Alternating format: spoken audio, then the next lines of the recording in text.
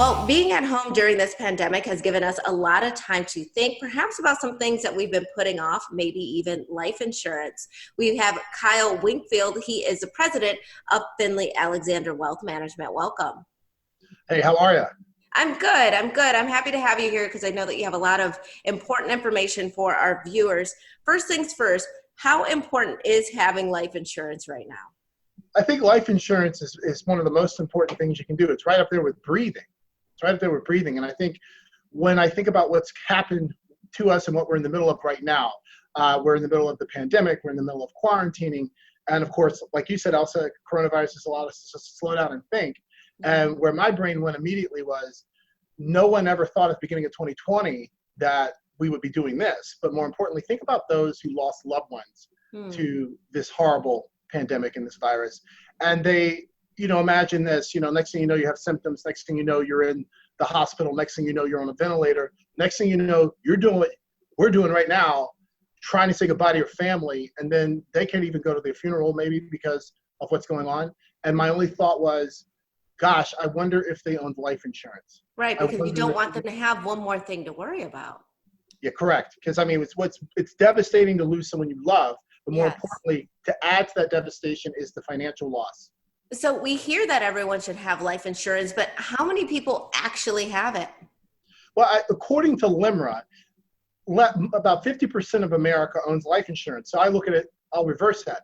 Over half of the American households don't own life insurance, right? Yeah, it's frightening when you think about that. Yeah, it is. I think because no one ever thinks they're going to die today or die tomorrow, and no one ever thinks tragedy is going to hit home with them.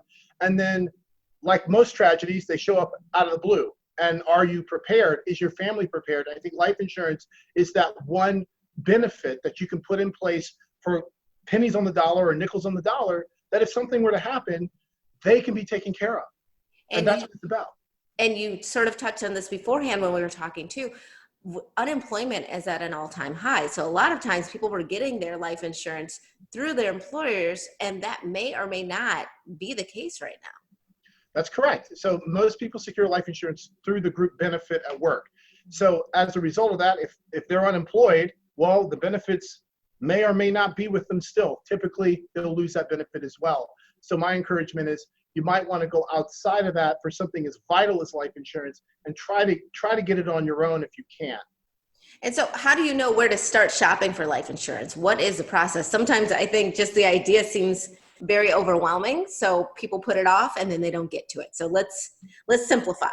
Okay, let's keep it simple, Elsa. Yeah. So the first thing is I'm gonna to one of your points where it becomes overwhelming. I think the overwhelming part of it is it might be where do I look, but I don't think that's it. I think it's a grim subject. It's like, okay, I'm going to go do this, and now I have to face the fact that I know this is real. I'm going to die one day, but I want to deal with it. So I think the first place you start is you want to find an expert. And let me tell you what, if you own a car, you got auto insurance, typically the person who helped you buy auto insurance could help you start to source some life insurance. If you know a financial planner or retirement planner who's an expert, ask them, say, hey, what's your background with life insurance? I'm looking to secure a certain amount. I don't know where to start. How much is enough? And they can start to answer those questions for you.